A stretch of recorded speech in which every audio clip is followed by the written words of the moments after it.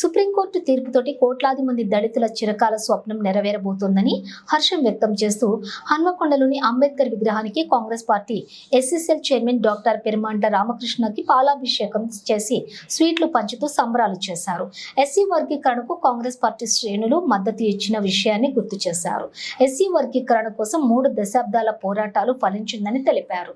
పేదలకు న్యాయం జరగాలన్నదే కాంగ్రెస్ ప్రభుత్వం యొక్క ఉద్దేశమని, కాంగ్రెస్ ప్రభుత్వంలోనే పేద ప్రజలకు అనేక సంక్షేమ పథకాలు అందుతున్నాయని తెలిపారు.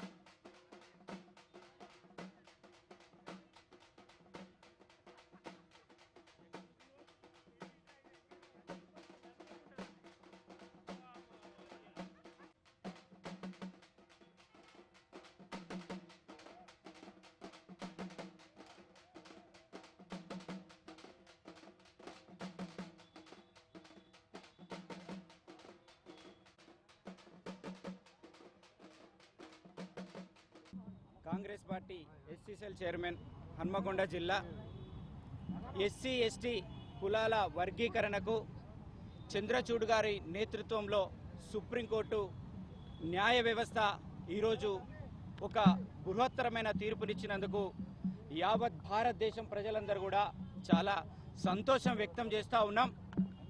ఒకప్పుడు నెహ్రూ గారు ప్రధానమంత్రిగా ఉన్నప్పుడు విదేశాల నుంచి ఎవరొచ్చినా కూడా మా క్యాబినెట్లో భజల్ అంటే ఒక జ్ఞానవంతుడున్నారు, ఆయన జ్ఞానము ఈ దేశానికి చాలా అవసరమని కాంగ్రెస్ పార్టీ ఒక న్యాయమంత్రి అయిన డాక్టర్ బాబాసాహెబ్ అంబేద్కర్ గారి ఆలోచనలు ఒక రాజ్యాంగ రూపంలో ఈరోజు భారతదేశానికి ఒక దిక్సూచి అయింది. అలాగనే ఈ రాష్ట్రాలలో హక్కులు కల్పించిన చంద్రచూడ్ గారికి ప్రత్యేకంగా కృతజ్ఞతలు తెలియజేస్తూ ఉన్నాం.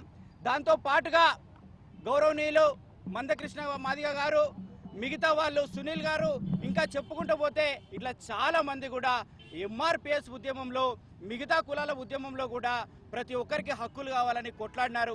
వారందరికీ కూడా నేను ఎంఆర్పిఎస్ ఉద్యమంలో డాక్టర్స్ ఫోరం కన్వీనర్గా మరియు స్టూడెంట్ ఉన్నప్పటి నుంచి కూడా ప్రతి ఆర్గనైజేషన్లో కూడా హక్కుల గురించి కొట్లాడడం జరిగింది.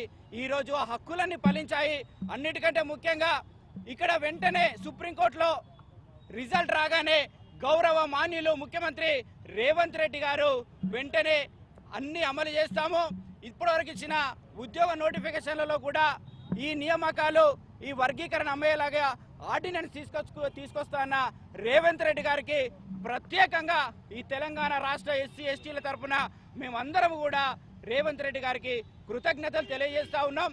ఈ రాష్ట్రంలో ఎవరికి ఏ కష్టం వచ్చినా దళితుల పక్షాన నిలబడేది కాంగ్రెస్ పార్టీ, దేశంలో దళితుల పక్షాన నిలబడేది కాంగ్రెస్ పార్టీ అని మరి ఒకసారి ఒక న్యాయ వ్యవస్థ మీద ప్రతి ఒక్క దళితులు ఇప్పటికైనా అర్థం చేసుకోవాలి.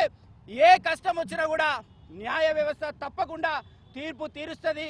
న్యాయ వ్యవస్థ ప్రకారము రాజ్యాంగ హక్కుల కోసము మనమందరం కొట్లాడి తెచ్చుకోవాలని ప్రతి ఒక్కరికి నమస్కారాలు.